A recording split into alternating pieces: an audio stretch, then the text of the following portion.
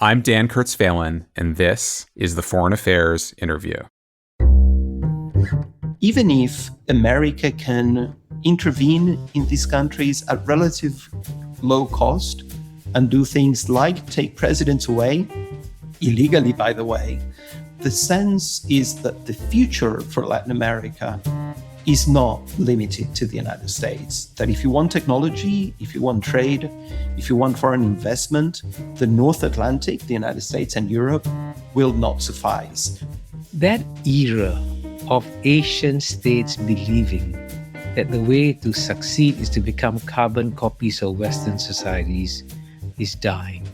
And a new era is emerging where none of these societies believe that they're going to succeed by becoming replicas of the West. I'm Kanishk Tharoor, Deputy Editor of Foreign Affairs. Dan is away this week. The shockwaves of the ongoing war in Iran are being felt far and wide. The continued closure of the Strait of Hormuz has sparked a global energy crisis, one that could be accentuated by a US naval blockade. Countries as disparate as Chile, South Korea, and Zambia have been forced to take extraordinary measures to deal with shortages and surging prices. But the war's effects are not just material. Washington's decision to attack Iran is accelerating a process already underway, the receding of both the inspiration and the reality of American power. That, at least, is the view of our two guests in this episode. Matias Spektor is a professor of politics and international relations based in São Paulo, Brazil. Kishore Mahbubani is a veteran Singaporean diplomat who served as his country's ambassador to the United Nations for over a decade. In their essays for Foreign Affairs, both Spektor and Mahbubani have sought to alert readers to changes in geopolitics that may be hard to see from Western capitals. The war on Iran, in their view, is misguided in its motivations and its execution. But its consequences could be hugely damaging for the United States, offering further proof that the world may be slipping out of America's grasp.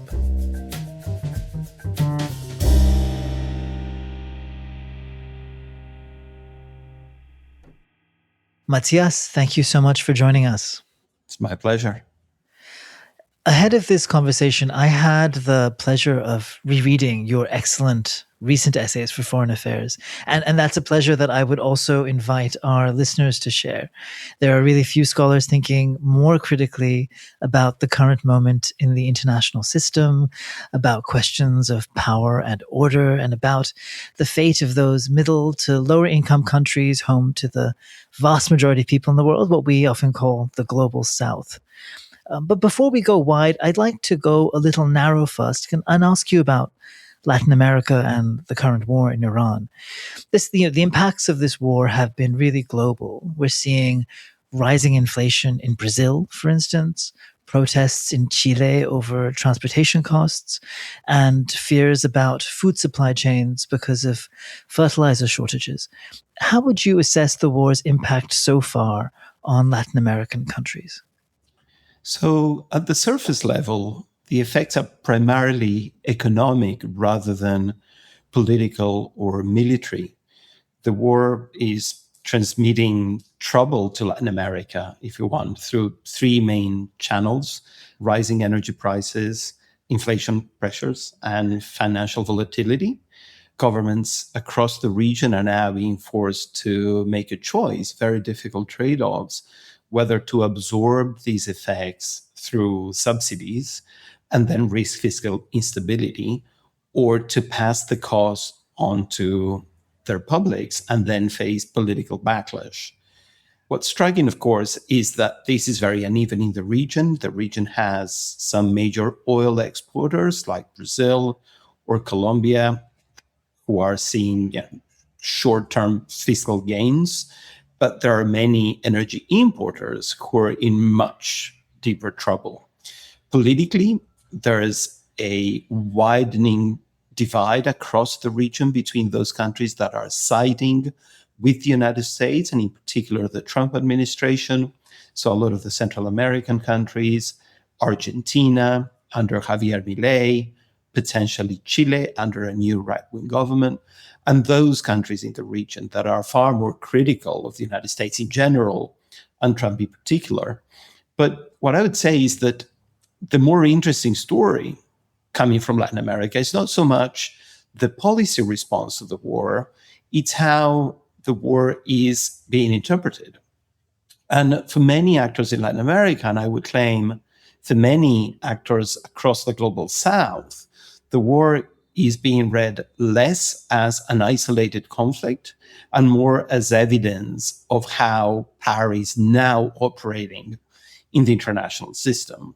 And that's interesting because it's the increasingly common view across the board that America is a revolutionary power rather than a status quo power, that America is willing to engage in types of behavior, as in Trump's threats to the Iranian population, that are new and that are unusual and that seem to suggest that there is something very strange going on in the global balance of power to make America behave this way.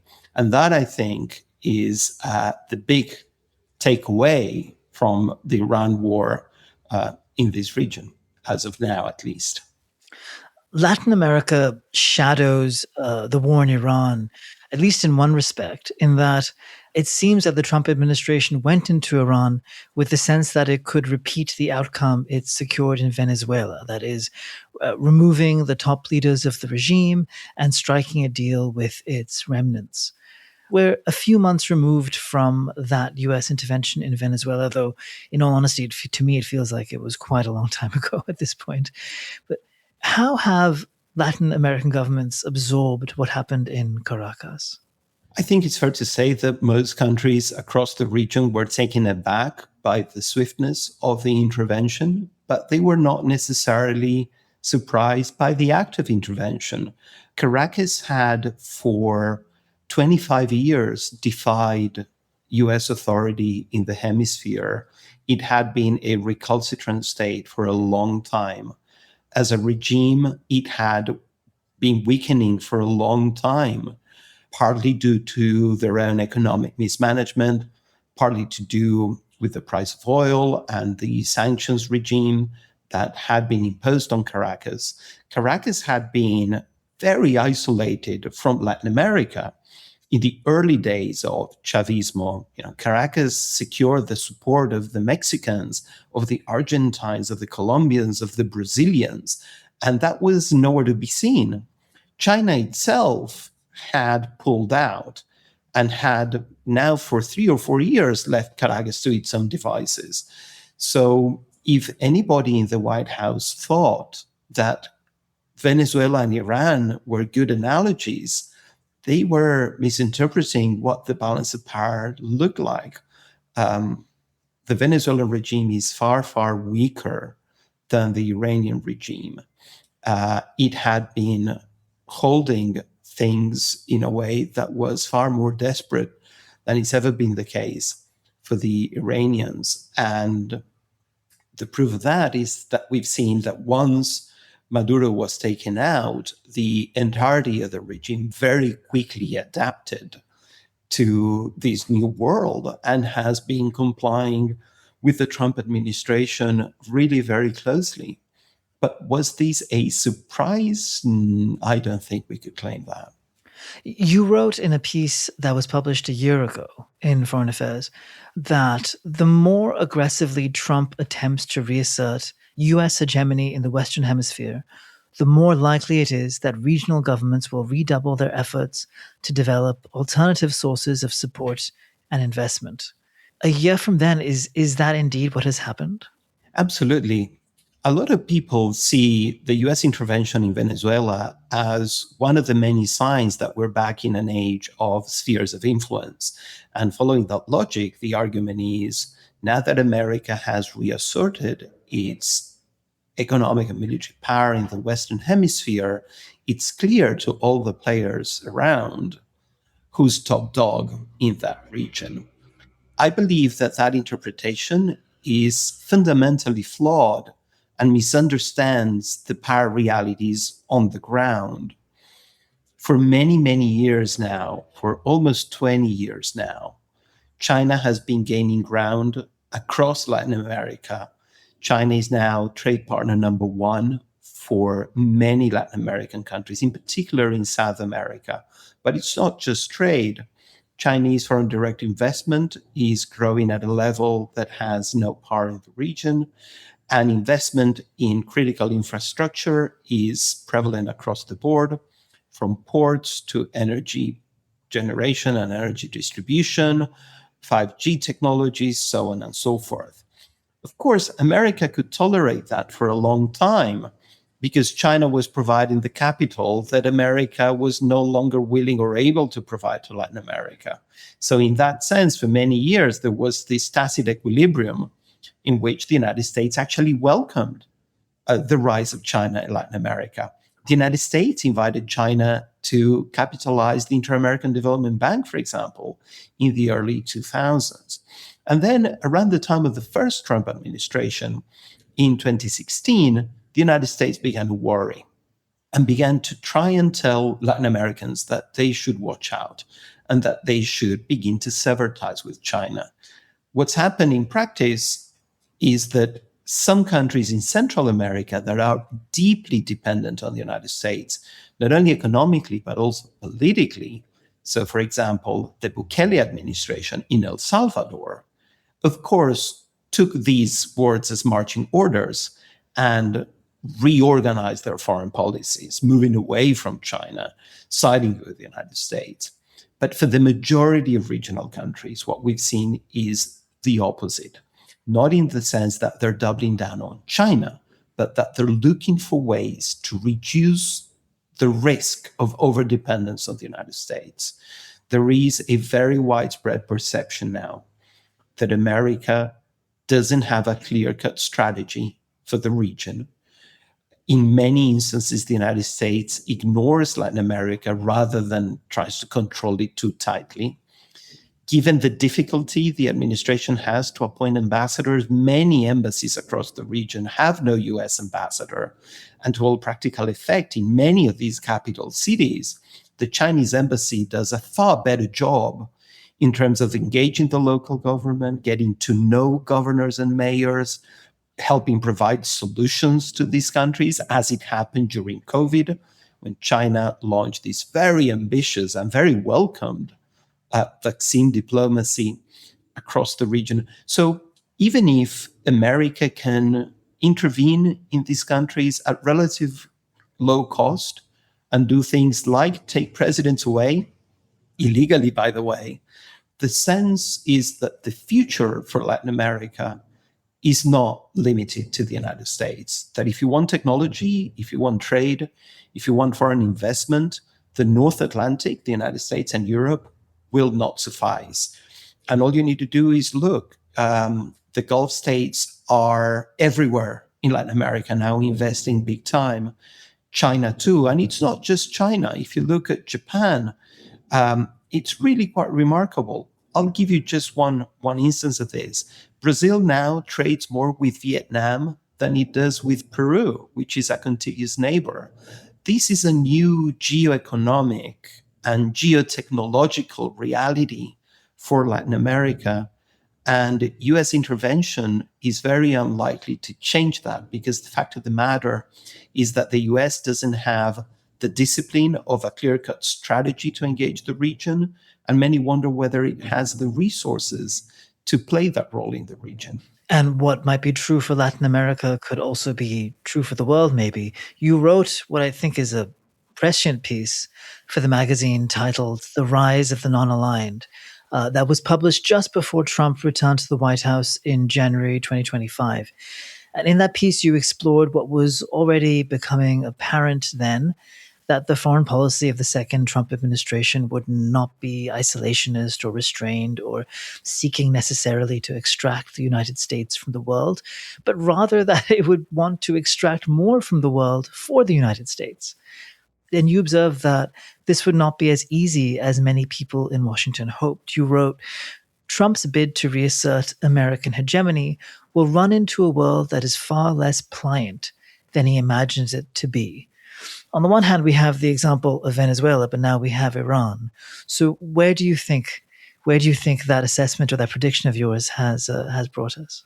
Whenever I think about what's happening in the world now, I like to look at the early 19th century, when you have a world of multiple centers of power and very intense geopolitical competition among the great powers. What happens in such situations is that countries know that they have an awful lot of leeway. This gives countries far more leeway than a unipolar system when there's only one top dog, and either you follow or you become recalcitrant and therefore a target, and far more room for maneuver than a bipolar system like the Cold War, where you have to make choices that are clear-cut. At least one of the major powers will intervene and chop your head off. Now, there is a sense across capital cities, and not just Latin America, everywhere in Africa, across the Middle East, and in Southeast Asia, that the game is afoot, that there's plenty of diplomatic activity going on. Huge uncertainty as to which countries are going to be winners of the technological competition of the day and the economic competition of the day. A lot of uncertainty as to whether America will remain as powerful as it has been since 1945 by 2045. And in that context, countries hedge. They are extremely reluctant to tie their hands to one major power simply because they have a hard time assessing how power and influence are moving in the world. And looking at the Iran war, which, again, from the standpoint of most of these capital cities, is a war in which the United States made a mistake. It's a war in which, at least after a little bit more than a month, Iran, which is a far weaker country, has the upper hand and the advantage. This does not bode well for the United States. So when Trump imposed tariffs, all these countries screamed and shouted, of course, because so many interest groups at home were being hurt. But at the same time, they were moving very fast to diversify trade, to diversify access to technology, to double down on economic resilience. This world is not just a world in which the great powers are competing very avidly, the United States and China and Russia. It's a world in which every middle power and even small countries, from middle powers like Canada or Turkey or Brazil to very small countries like South Africa or like Bolivia in Latin America or like Thailand or the Philippines, they are recrafting foreign policy really quickly with an eye on securing some degree of national autonomy. The strategic autonomy that has been such a hallmark of foreign policy for countries like France is now a global trend. And some countries will succeed, some will fail. But that's where the game is. This is not just a world of great power competition. It's a world of competition across the board and a lot of diversity and a lot of creative foreign policy that we can see in places like India, big emerging countries that have aspirations to be great powers, or places like Singapore, which are tiny but incredibly clever and moving really fast to build up a new global order. Actually, to follow on that, we published a piece recently by the scholar Tanvi Madan called How to Survive in a Multi-Aligned World. And in that piece, she argued that, in this current age, India's idiosyncratic foreign policy of eschewing formal alliances and hedging could be a model for others to follow. It sounds to me that you might think that that's right and that we should all become fence sitters now. That's absolutely right, by the way. I think her assessment that what we are seeing now is a major incentive given by the structure of the international system, given by the fact that you have multiple centers of power and that the United States is making so many mistakes and alienating so many allies or potential allies. That said, the idea that these countries are fence-sitting carries with it just one problem, I think, which we need to explicitate. And it's the idea that these countries have no moral compass, that in the face of horrors, such as, for example, Putin's illegal war against Ukraine, out of national interest, these countries will not say much. After all, they don't want to take sides. They want to sit on the fence. And that is, I think, problematic because from the standpoint of the majority of the countries of the world, there is no moral superiority in the West. And this is a recent change. We must not underestimate the impact that the war in Gaza has had on the way the world understands the moral stance of the United States and Europe. The war in Iran now reinforces that trend. The idea that there is a virtuous West that demands that countries side with democracy and the values of human rights and human decency is going out of the window so fast. And the fact that President Trump has in recent days threatened with genocide a whole nation is a new phenomenon for US foreign policy, and one that has ripple effects and consequences that are very long term, and not just for the United States, also for Europe, also for Canada, as long as they side with that position either explicitly or implicitly. So one of the troubles now, I think, that makes global order so bubbly is the fact that there is absolute certainty that there is no moral compass on one side. This is not a story of good guys against bad guys. In a world of geopolitical competition, nasty behavior is very widely distributed.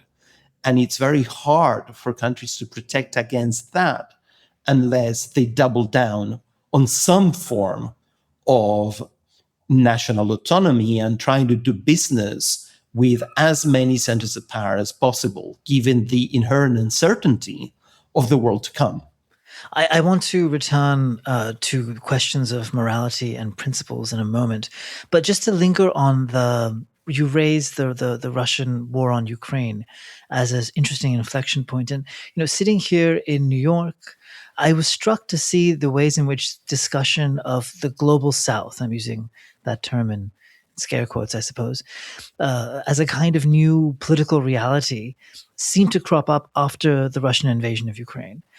There was a good deal of surprise here, as you suggested, that many countries around the world were not as full-throated in their support of Ukraine.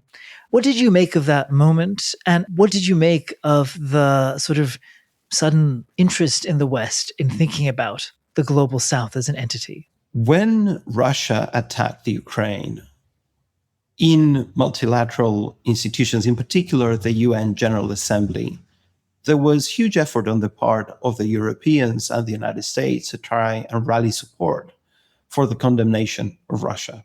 And in the very early days, condemnation there was. And yet, as the war evolved, that attempt at building a majority coalition to denounce Russia's illegal actions began to fray. And within a year, the situation was far more complex. The reasons for these are two, I believe. First of all, there is an appreciation across the globe that unipolarity was a bad deal for the world.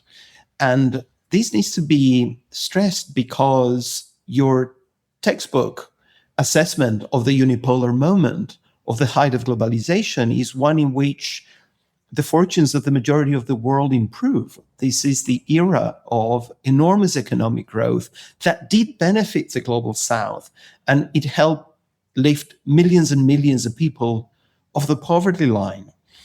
And yet, politically, the memory of unipolarity is the memory of Abu Ghraib, is the memory of Iraq and Afghanistan, is the memory of the law being laid down on third parties, but not an international law, a selective US-made law.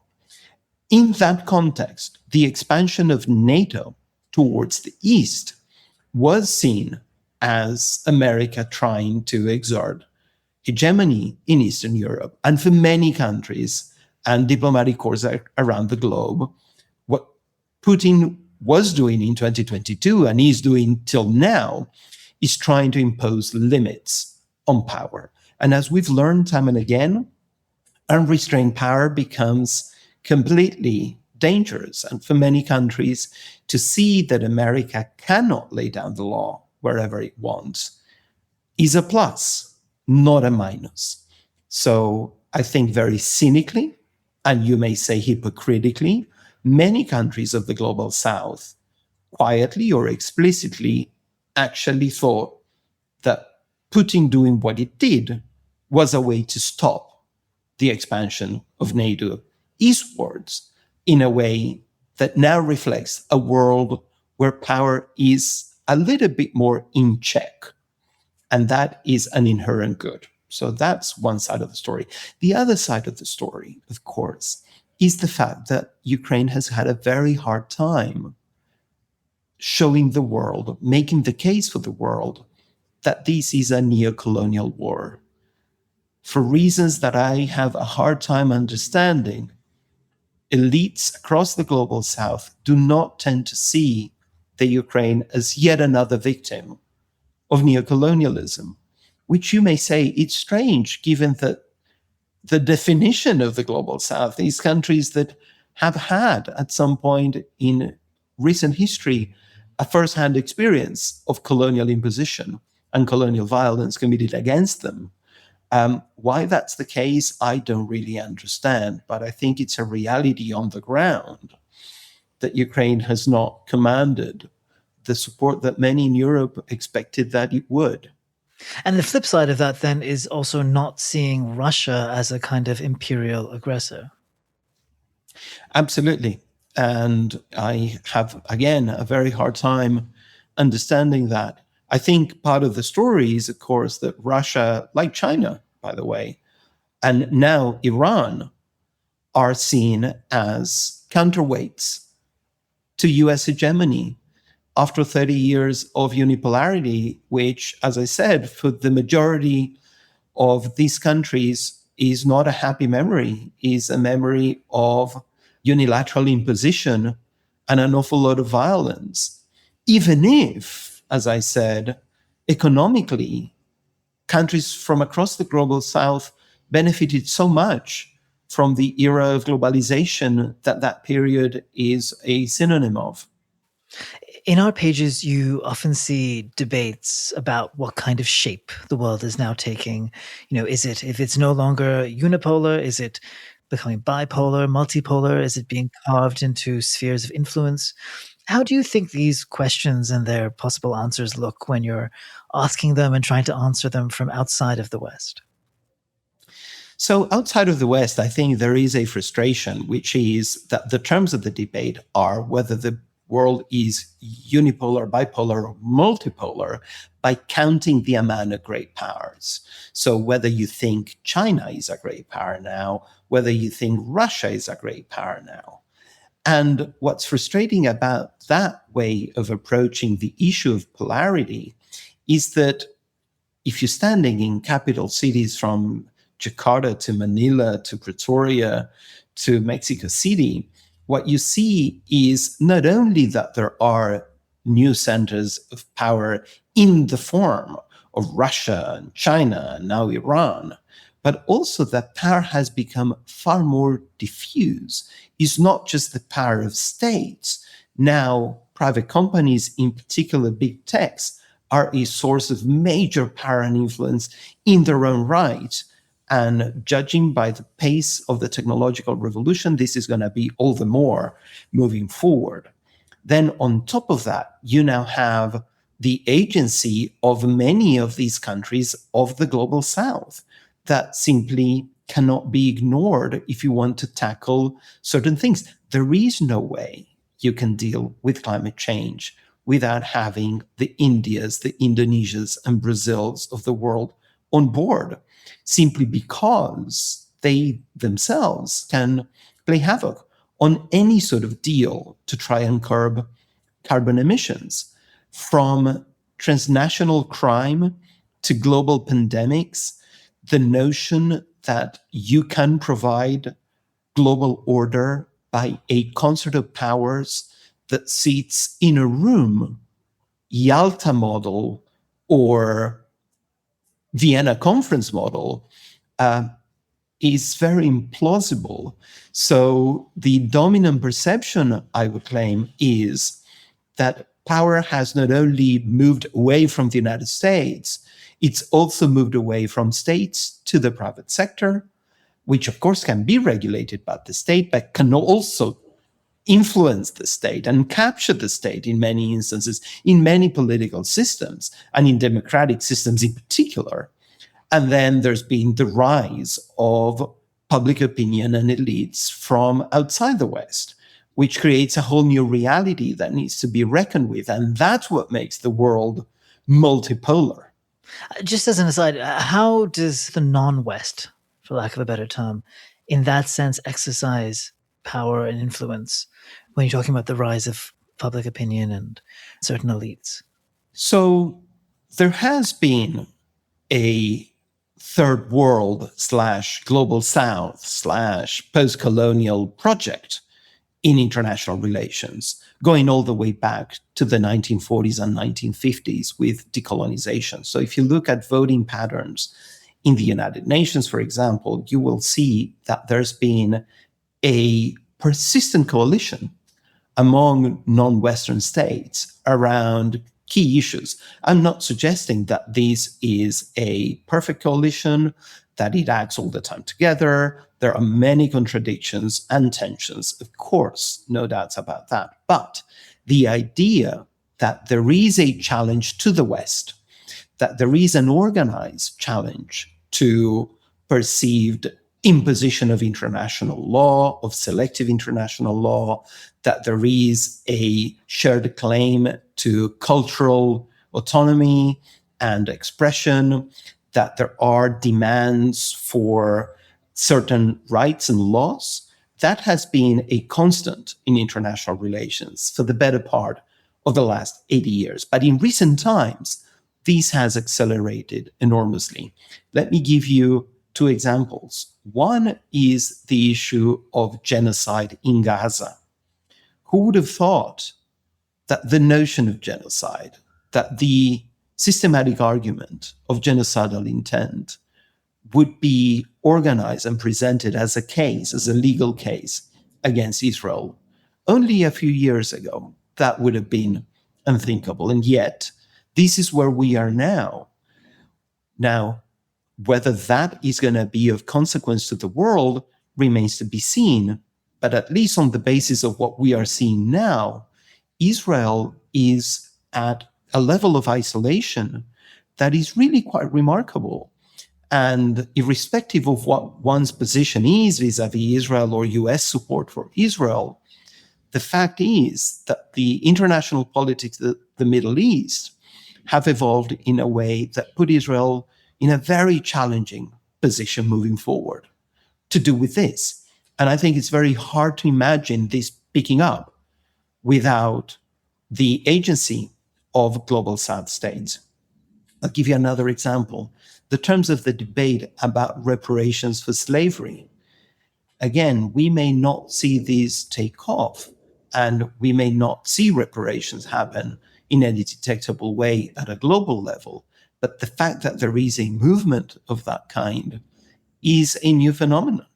And that phenomenon, I think, needs to be reckoned with. Then there's, of course, a long list of transnational problems, which, as I said, are very difficult to manage without having some buy-in from developing countries. Climate change is an obvious one, but take global finance. That's another one. We've seen, ever since the 2008 financial crisis. And the solution to that crisis, which was not the G7, but the G20, and the debate about how to regulate global finance and how to ensure that global finance remains a source of stability and not instability with the advent of cryptocurrencies and all sorts of new instruments for economic development. This reality now is one that needs to be negotiated at a table that is not a table of North Atlantic nations only. So in all these respects, I think the world of today is fundamentally different from the world, I'm not saying 100 years ago or 60 years ago. I'm saying the world of 20 years ago. One of the striking features of both the intervention in Venezuela and now in Iran has been Washington's relative disinterest in staking any kind of moral high ground. I mean, there is some rhetoric around regime change initially and supposed threats posed by Iran, but it seems that the Trump administration has done little really to suggest that it's actually committed to high principles of any kind. After Venezuela, after the intervention in Venezuela that removed Maduro, you wrote a piece for us titled, "The World Will Come to Miss Western Hypocrisy." And you offered in that piece a sort of subtle critique of Canadian Prime Minister Mark Carney and his speech at Davos this year, in which he poured scorn on the hypocrisies of the liberal international order and sort of even offered a kind of obituary for it. Unlike Carney, you were not willing to let that order or some of its structures go so easily. You wrote, "A world in which powerful states no longer feel compelled to justify themselves morally is not more honest, it is more dangerous." Why is that the case? Ever since America became a great power, it portrayed its foreign policy in the language of moral superiority. The idea that there was something exceptional and exceptionally good about US power, that America could promote certain values and certain political forms, like republicanism against the horrors of monarchy, like human rights, like an international order based on laws and institutions that were multilateral and gave the little guy a voice and a vote. And these ideals were very hard to implement all the time. America itself has a long colonial past, from Central America to the Philippines, to Europe, interventions across the board, in the Middle East, in Africa, in Latin America. So the disconnect between ideal and reality was always there. So there was always some hypocrisy. But that hypocrisy was a very powerful tool in the hands of weaker nations who could then turn to the United States and point out the disconnect between word and deed, and then ask America to behave better. That in turn gave domestic groups inside the United States, civil society in particular, a very powerful tool to try and make their officials behave better. So, for example, when a series of hearings in Congress unveiled the degree to which the CIA had been in cahoots with various autocratic regimes across the third world to topple their leaders and sometimes kill their leaders, Congress reined in the executive on the argument that America should do better in the altar of all these principles that are centered on moral superiority. So hypocrisy has been a very important oil for the machine of the global order for a long time. And whenever leaders pretend to be better than they are, they grant others the opportunity that demand that they actually do. When you throw hypocrisy out of the window, what you have is a world of amorality. You no longer pretend to be better than you are. You simply say it as it is. And while that might be refreshing because your audiences now know that you're not lying to their faces or you're trying to dupe them into thinking you're better than you actually are. Now they have nothing to grasp. They have no tool through which they can demand better behavior because you're not promising to be better than you are. So you can have the leader of the free world threaten genocide of a society on a tweet. How do you begin to deal with that?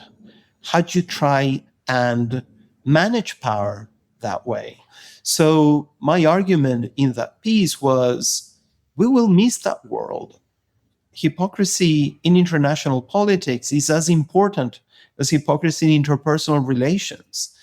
It's a common glue that holds society together, opening the possibility that third parties can demand that we do better than we actually do. And losing that, I think, opens the door to a world that is nastier. And in a context of very heightened geopolitical competition, what a shame to be on the ground without the resource to the language of morality to try and steer the conversation, not only among the great powers themselves, but between the great powers and the rest of the world. And lastly, I'd like to close by asking you on that note, what can countries in the global south do, should they want to ensure that the world doesn't just head down the path of amorality and nihilism and the exercise of power, and that some of these principles that so many have worked hard to uphold in the last 70, 80 years don't just erode and crumble and fall away? In my view, there's only one productive pathway ahead, which is to double down on institutionalized cooperation. I don't know whether that's by rescuing international institutions to the extent possible, even if at times the great powers will hesitate. I don't know if that means accepting that America will no longer be part of these deals and it's now a time for China to reign in many of these international institutions, from the UN to the World Trade Organization or the World Health Organization, or whether this should be done by building new fora and new sort of geometries whereby countries across the board can cooperate in a way that is institutionalized.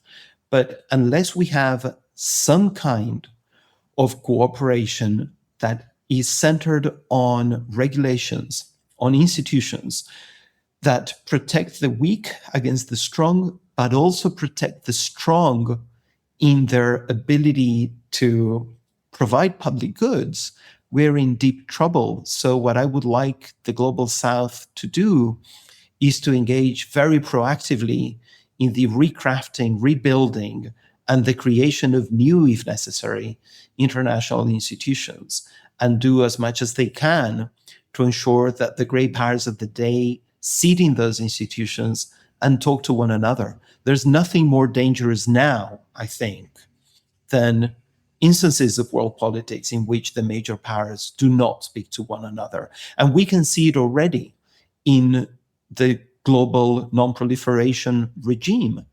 This is the first time in a long time when we are in really dangerous terrain, because not only there's a danger that Iran will pull out of the non-proliferation treaty, now you have great powers threatening to use nuclear weapons, which had never happened before.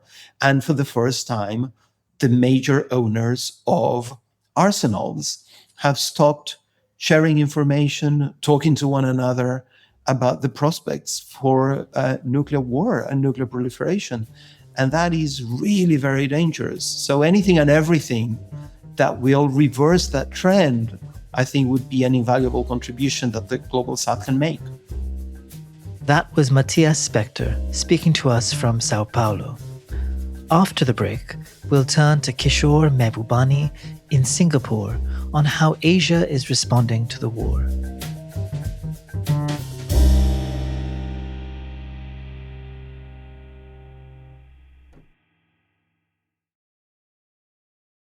And now to my conversation with Kishore Mahbubani.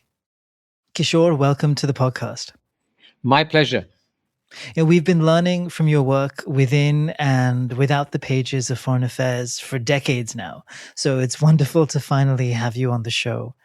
I should note that we're speaking on the morning of Tuesday, April 14th. Over the weekend, talks between Iran and the United States in Islamabad collapsed.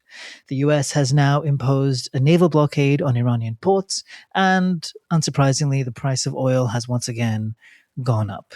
What's probably been insufficiently appreciated here in the West is just how much the war in Iran has affected people's lives in many parts of Asia. Something like 80% of the gas and oil that habitually passes through the Strait of Hormuz is normally bound for Asian countries. So the closure of the strait has led to huge fuel shortages across the region. You're in Singapore, in the heart of Southeast Asia. How does the fallout of the war look from there? Well, Kanish, you're right about Singapore being at the heart of Southeast Asia. And clearly, we are witnessing some serious challenges in our region. I'm sure you've read the news reports about people queuing up to get gasoline in Thailand, about Philippines asking people to work for 4 days a week, and Malaysia considering whether or not to reduce its fuel subsidies.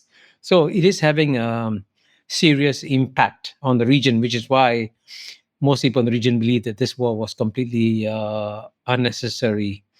But having said that, I also have to add that most Southeast Asian countries have relatively competent technocratic governments that are quite used to managing crises like this and know what needs to be done to keep the situation going. So in that sense, while there is deep concern about what's happened, I wouldn't describe it as panic in the region.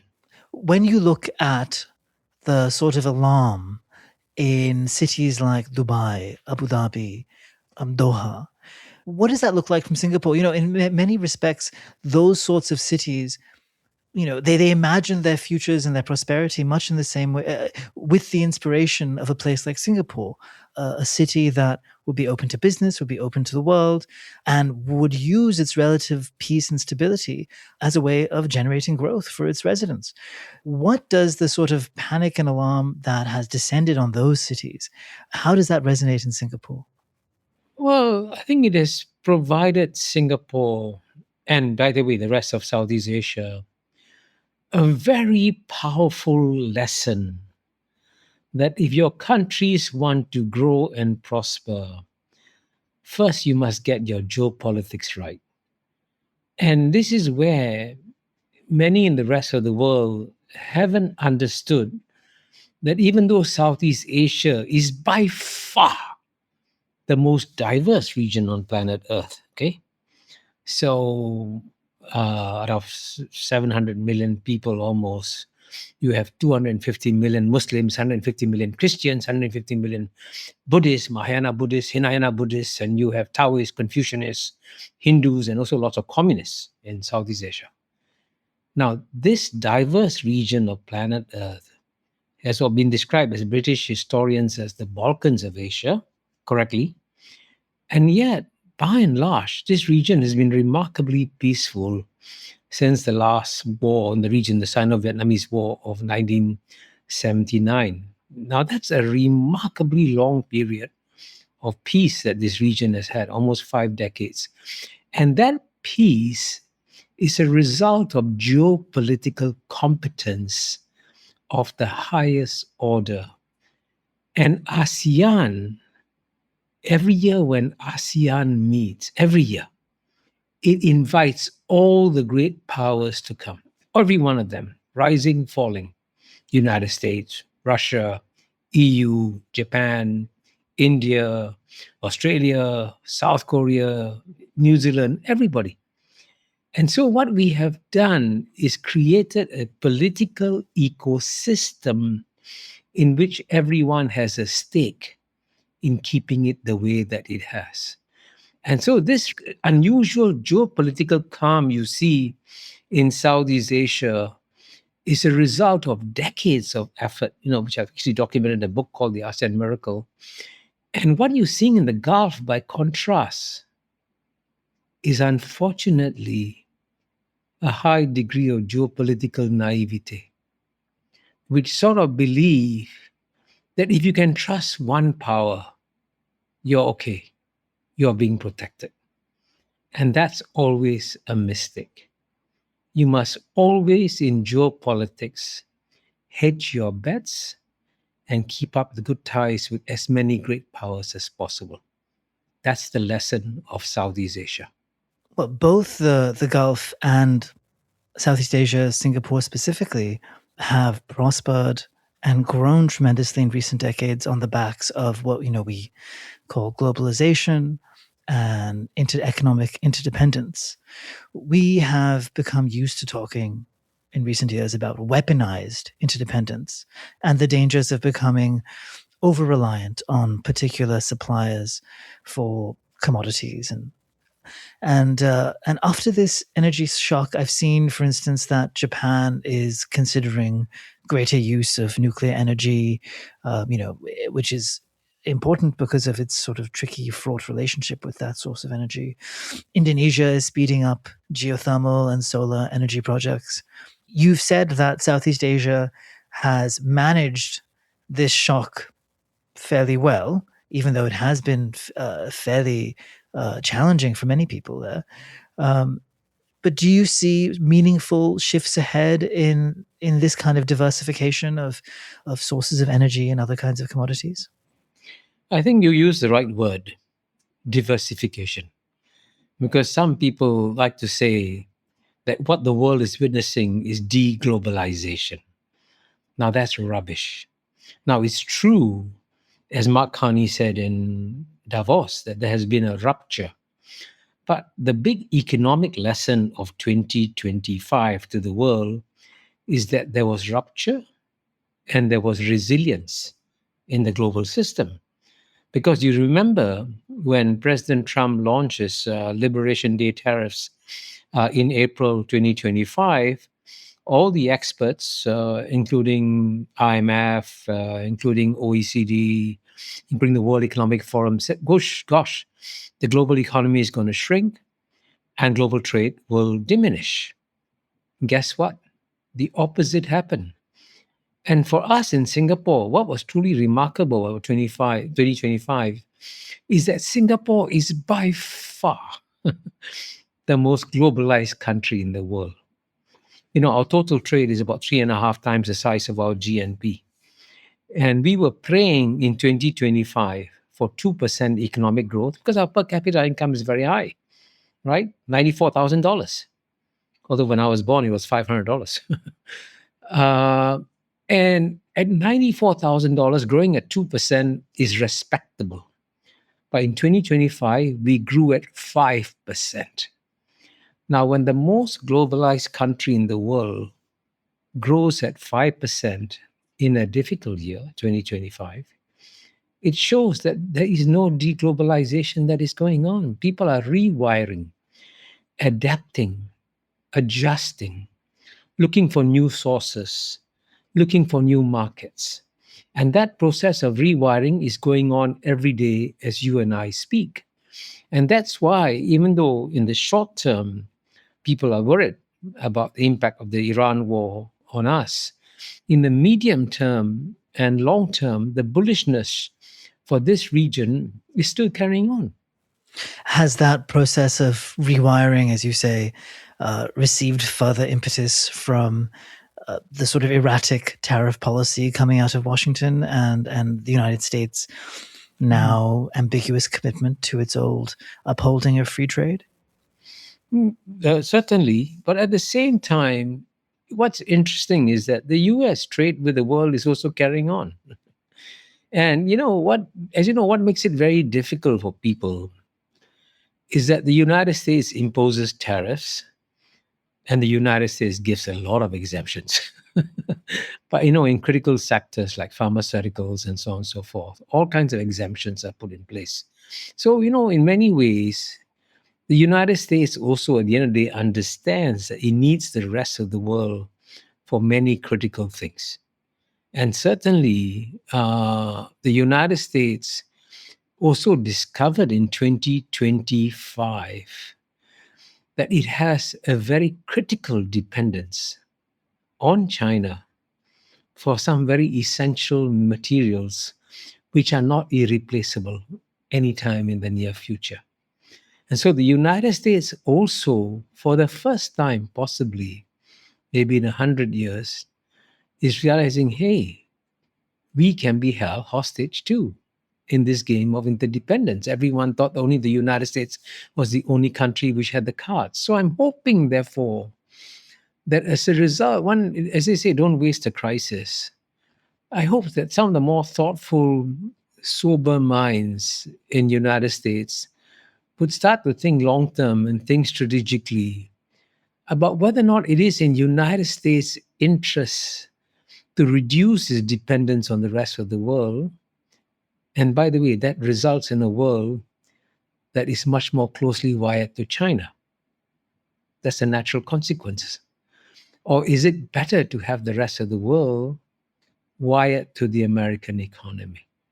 Now, that's a critical, long-term strategic decision that American policymakers should seriously ponder about as they think about the future, even for the United States.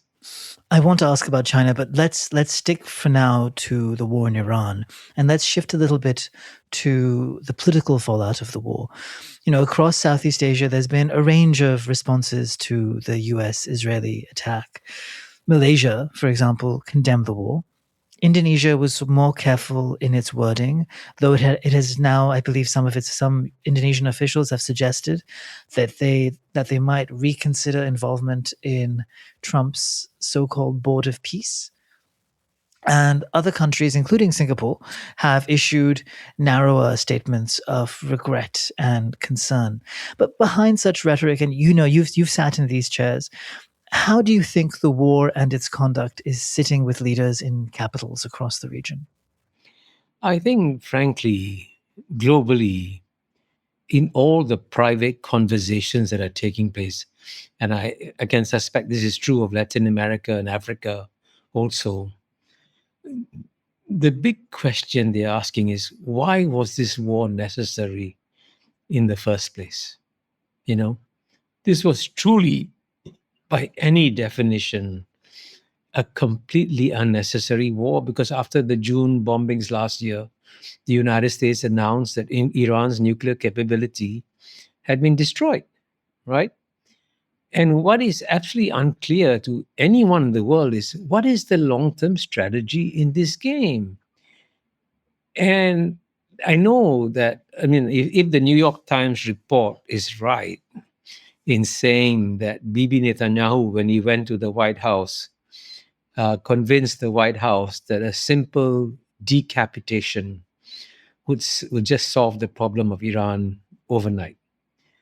That statement showed a dramatic ignorance of the long history of Persian civilization, which has gone through so many moments of near death and resurrected itself. So here you're not dealing with a Venezuela. You're dealing with a very strong and ancient civilization. And one thing I learn as I get older is that as I look around the world and the performance of societies, I see increasingly it depends on what I call your civilizational sinews, What muscles do you have as a civilization? And clearly, Persian civilization has demonstrated over thousands of years that it's one of the strongest civilizations. And to think that 2 weeks of bombing can destroy it, I think is very short-sighted. And as you can see, at the end of the day, one can obviously disagree with Iran about how it violated international law, and it has violated international law. But it has, in defense, accumulated a weapon that clearly is almost bringing the global economy to a crawl. The closure of the Strait of Hormuz. Yeah, the closure of the Strait of Hormuz, And The one lesson of geopolitics that I learned after practicing it for several decades is that when you go into a situation, please never go into it with plan A, with the best case scenario. In any geopolitical issue, you must have plan A, plan B, plan C, because in many instances, plan C is for the cock up. And that happens so frequently. And clearly, what's happened in Iran is a major cock up. I mean, if I'm allowed to use the word. So you must sit back and also look at the larger picture about whether or not this really in the long term benefits, for example, American national interests. Because I've been saying for years now that every war that United States fights in is a gift to China. Obviously it is.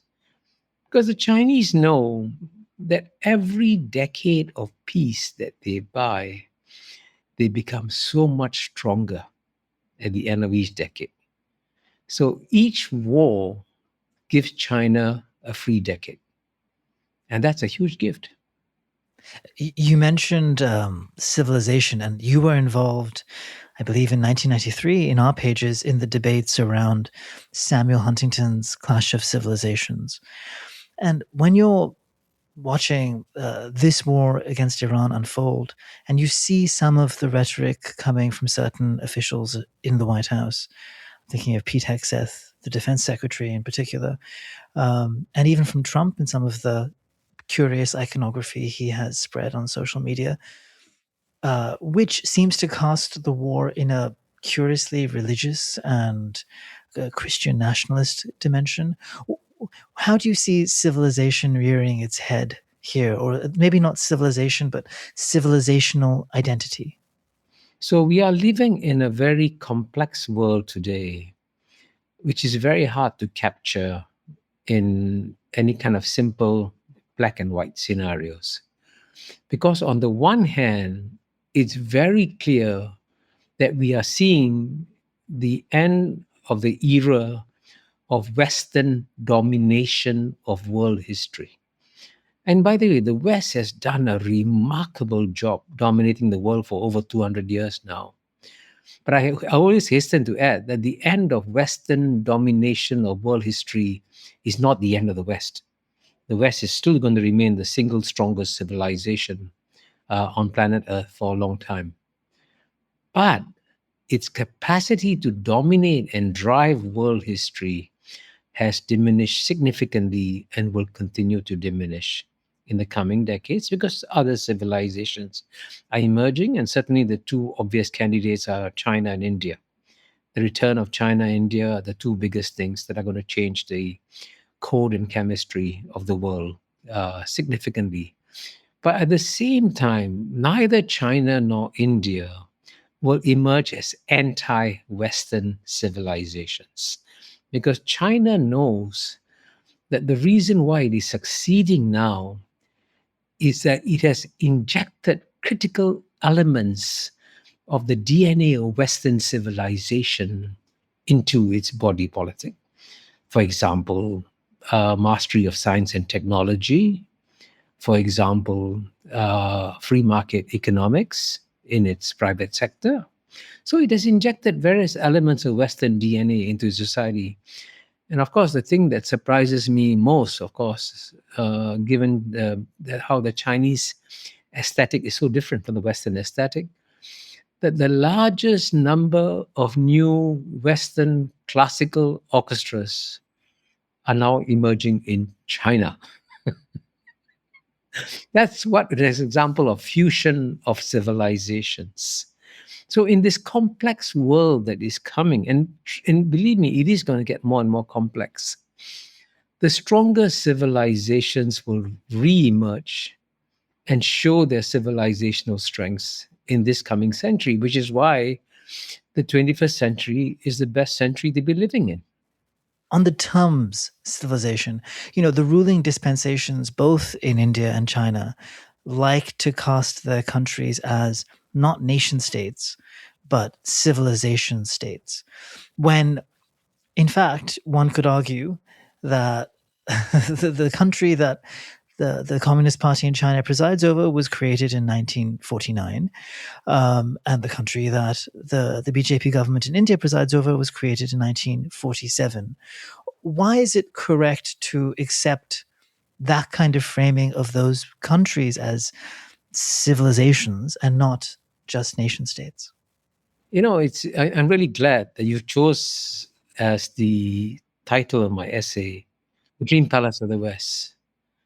Now, every civilization has a dream palace. And the citizens of that civilization get their identity by identifying themselves with the peaks of their civilization. And this is an example I give.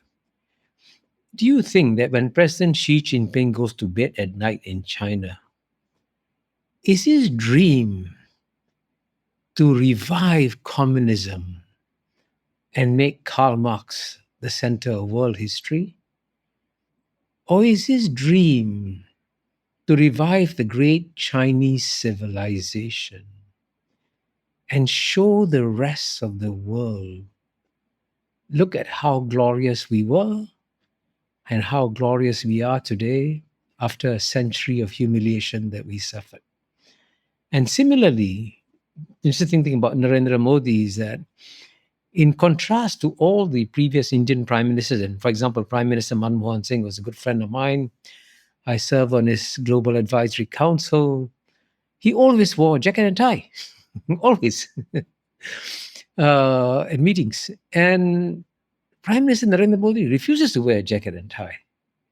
Now, that's also what I call a civilizational signal there of identity and so on and so forth. But we must also remember, and to be completely candid, 100 years, if I had been having this conversation with you 100 years ago, in 1926, all the leading minds of Asia felt ashamed by their civilizations. Ashamed. They could see how far they had fallen. And in India, they resented the fact that 100,000 Englishmen could rule India so effortlessly. Right? That was 100 years ago. Today, if 100,000 Englishmen returned to India, they'd be massacred. It's almost inconceivable. And just to illustrate the point about how relative weights and strengths are changing, in the year 2000, when the 21st century opened, the British economy was still 3.5 times larger than that of the Indian economy. Today, the Indian economy is larger. And by 2050, India will be 4 times the size of the United Kingdom. Now, just imagine that in 50 years, the UK goes from being almost 4 times bigger than India to becoming 1/4 the size of India. Now, this kind of incredible shift of power doesn't happen often in history. We are actually living through a time of massive shifts of power, and especially, frankly, the return of Asia, because that's the story of the 21st century. And you think that that kind of shift is not best captured by thinking of it in terms of the jockeying or rising and falling of nation states, but you see it as a wider sort of cultural shift? Definitely. And I think one of the great weaknesses of the Western mind that has developed as a result of the West dominating the world history, the Western mind keeps believing that the only societies that can succeed in the long term are societies that in one way or another become replicas of the West. And in their minds, exhibit A is Japan. You see, Japan became a great power because it imitated the West, and the emperor wore coattails, and you had European traditions in the court, and the Japanese were very happy to be part of the G7. Now, you know what? That era of Asian states believing that the way to succeed is to become carbon copies of Western societies is dying. And a new era is emerging where none of these societies believe that they're going to succeed by becoming replicas of the West. And frankly, the very sorry performance of Europe on many counts, economic, geopolitical, even cultural confidence. Very few people in Asia look up to Europe and say, hey, that's the future. Frankly, they look at Europe and say, isn't this a wonderful museum? But you don't want to replicate a museum in your country. Your last piece for us, published earlier this year in the March-April issue, was titled, as you've mentioned, The Dream Palace of the West. And it was a response to Alexander Stubb, the president of Finland, and his essay for us, in which I think, he made a point that you just echoed here, that Western governments, Western societies can't expect other countries to follow the same path that the West has, and can't expect other countries to embrace the same sorts of political systems that the West has, which in my mind, I suppose, strikes a note of greater humility than you're suggesting. I think you agreed with much of what he said, but you argued that Western countries don't understand and don't listen to the viewpoints of those in the global South sufficiently. And I'm paraphrasing you, but you said that people around the world have grown tired about European preaching about Russian crimes in Ukraine, while the West, in large part, condoned the kinds of carnage that we saw in Gaza. You wrote, "No one respects an adulterous priest who preaches marital fidelity in church." But aren't lots of countries, and not just those in the West, prone to hypocrisy? I mean, that's true. Not just all countries. Frankly, most human beings are prone to hypocrisy. It's a natural human failing. And sometimes, as they say, hypocrisy is a kind of compliment to virtue, because you're trying to say, hey, I'm actually very virtuous, which is a good thing, rather than come out and say, actually, I want to be evil, right? We don't want to be evil. But at the same time, it's important to emphasize two facts. First is that the respect and reverence for the West that we saw, especially in my childhood, in my early years, was very real and very powerful, very real. And believe me, as a child and as a young man, I believe that the only way we could succeed is by emulating the West. That's why I believe it. In fact, I also, to be honest with you, in my memoirs, I describe how, as a child, I believed that me with my brown skin, I was intellectually and culturally inferior to the white-skinned men. I believe that. I really believe that. I mean, I'm not exaggerating it. I live in a British colony, and I believed it. So the respect and reverence for the West wasn't phony. It was real. As I mentioned 100 years ago, it was even more powerful. But today, that's gone. And today, the West, which makes up 12% of the world's population, as I emphasize in my article, has got to make a massive effort to understand the 88% with whom they share planet Earth. And they've got to understand that all these societies are going through massive changes and, frankly, rediscovering themselves and rediscovering their own civilizational strengths. And so, for example, in the case of Ukraine, as you mentioned, it's what Russia did by invading Ukraine was illegal. It is illegal. It was illegal. And that's why 141 countries condemned Russia. But then when the West went ahead and imposed sanctions on Russia, the West should have noticed that 85% of the world's population didn't impose sanctions on Russia. Now, that was as loud a wake-up call as you can get. And the West should ask themselves, why is it the president of Brazil, Brazil is it's not a crazy state. It's a serious Latin American state, said, hey, it's not that simple black and white. You were also trying in some ways to rub sand into Russian eyes by expanding NATO recklessly without thinking about how about their own long-term legitimate security concerns. And frankly, Ukraine should have been a bridge between Europe and Russia rather than to try to be used, as I say in my article, as a knife in the back of Russia. And, if you look at Southeast Asia, right? We in ASEAN was created, by the way, as an anti-communist organization. And we thought when Vietnam fell to the communists, everything was dead. Southeast Asia was going to collapse under communist advance. Guess what? Vietnam didn't become an eternal enemy of ASEAN. We actually got Vietnam admitted into ASEAN. I was in Hanoi last year when Vietnam organized the ASEAN Future Forum. I was stunned. In the 1980s, I, as the Singapore ambassador to the UN, fought the Vietnamese ambassador every day over the Vietnamese occupation of Cambodia in the 1980s. 10 years after I fought them, Vietnam joined ASEAN, and today Vietnam is probably the most enthusiastic member of ASEAN.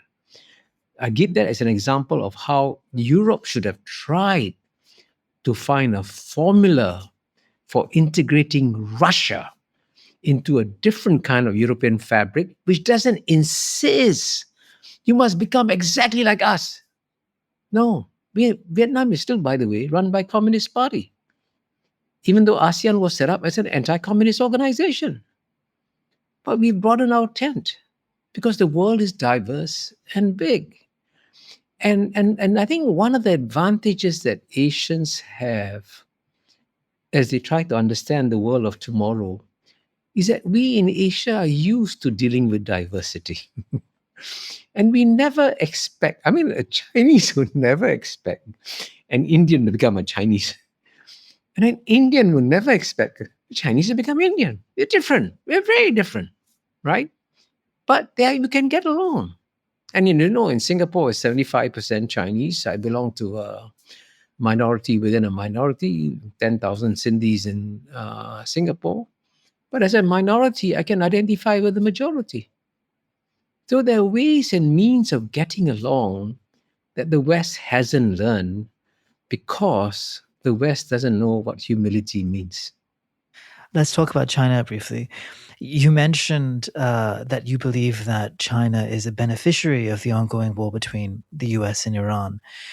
And in a piece you wrote for us a few years ago called Asia's Third Way, you described the tricky balancing act that many countries in the global south have to manage, threading between the United States and China. Most governments, you wrote, are primarily concerned with economic development and do not wish to take sides in the contest between Beijing and Washington.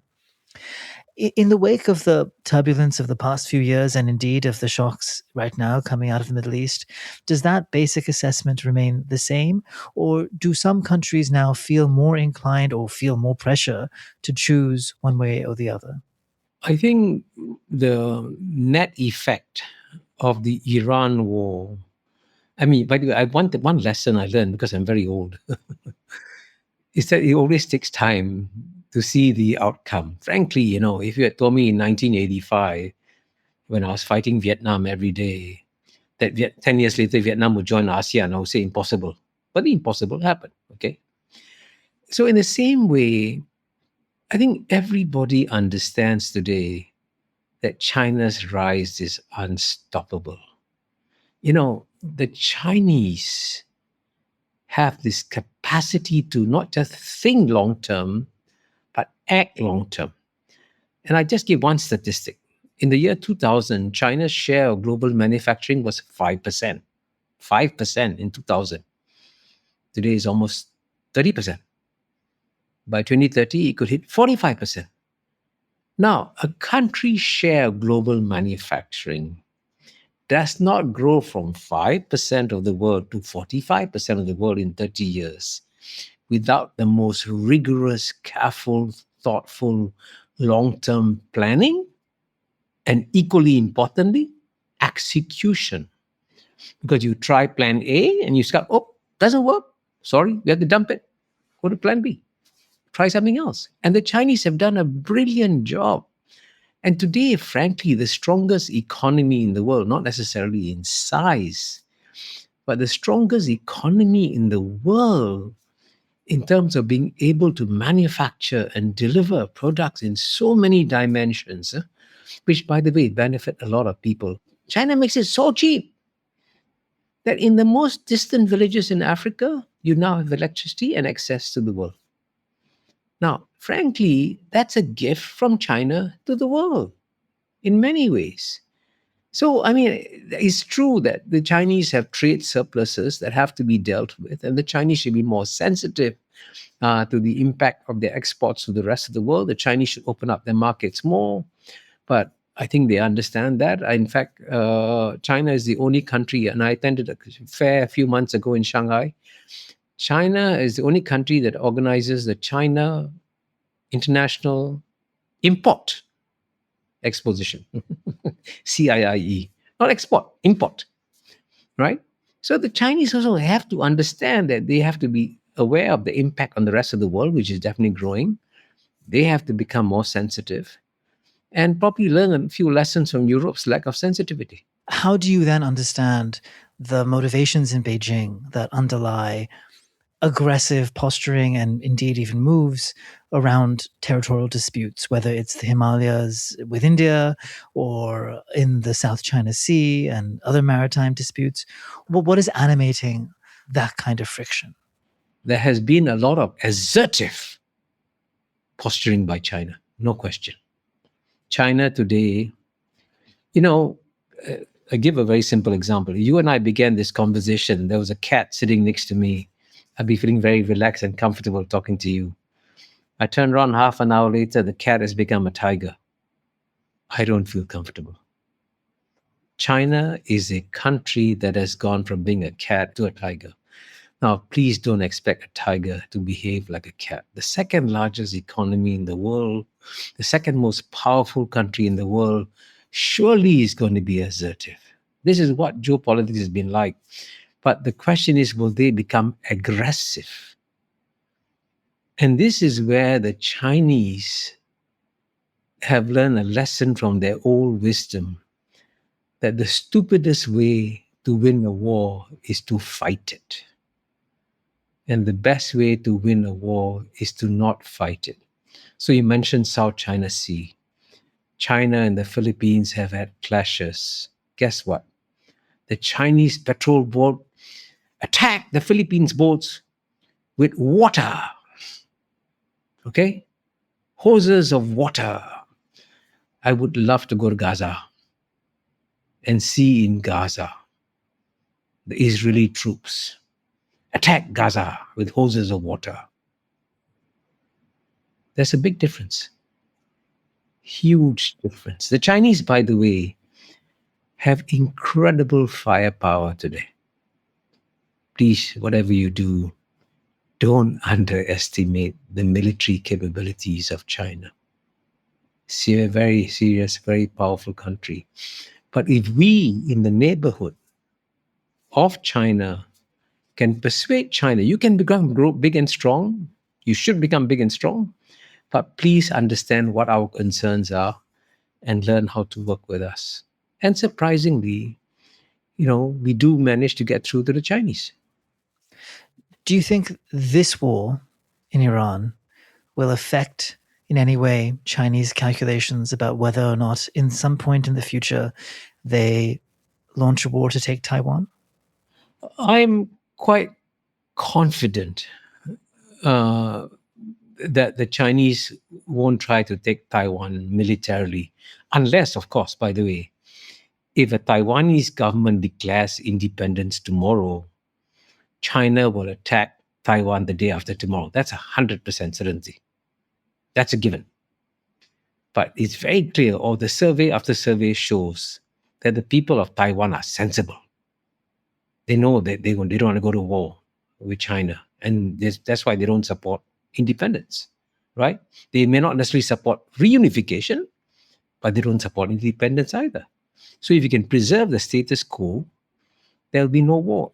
So in geopolitics, you got to watch what they call the correlation of forces. the correlation of forces are working so powerfully in China's favor vis-a-vis Taiwan that the Chinese don't have to go to war. Eventually, the huge magnetic strength of China will draw Taiwan closer to it. And you saw, by the way, the visit of the opposition leader to China. That's an indication of how you try to solve problems by talking between two sides, which, by the way, both claim to be completely opposite. So, this idea that everything is going to be resolved militarily in one form or another is an idea that somehow or other has affected the Western mind.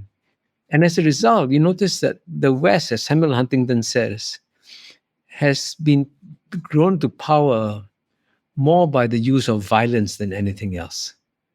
And that's, frankly, a very bad habit that the West has got into. Today, in these pages and elsewhere, you see furious debates about the shape of world order. Is unipolarity over? Is the world now multipolar? You've been involved in these debates for decades, at least as far back as the end of the Cold War. What's your perception of the trajectory ahead, and how might this current war in Iran shape that trajectory?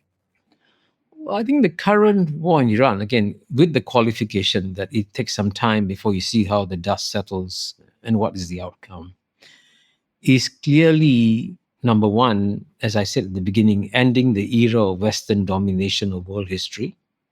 It's a demonstration of how there are limits to what the West can do. And two, is clearly going to be a multipolar world. The unipolar world was a very brief moment of history, maybe the 1990s, 2000s. But over time, as China emerged, and as India is emerging, as Russia is showing that he's not a weak straw that can be pushed around in the way that some Europeans thought that they could. And frankly, in some ways, as Iran is demonstrating, there are societies that have decided that they want to be part of the modern world, but on their own terms. And so it's a whole new global fabric that is being created as we speak, because there's a massive amount of rebalancing that is going on. And by the way, I also predict a happy future for the United States, because if the United States can learn how to revive many of the old friendships it has developed for decades and decades, then the United States can also be a comfortable player in this multipolar world. Well, on that note, Kishore, we'll close the conversation. It's been a pleasure talking to you and reading you over the years, and we look forward to doing so again. Thank you. Thanks for having me.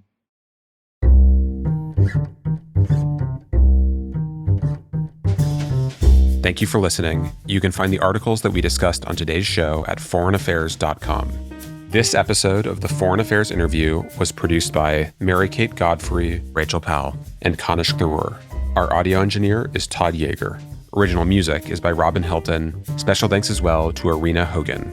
Make sure you subscribe to the show wherever you listen to podcasts. And if you like what you heard, please take a minute to rate and review it. We release a new show every Thursday. Thanks again for tuning in.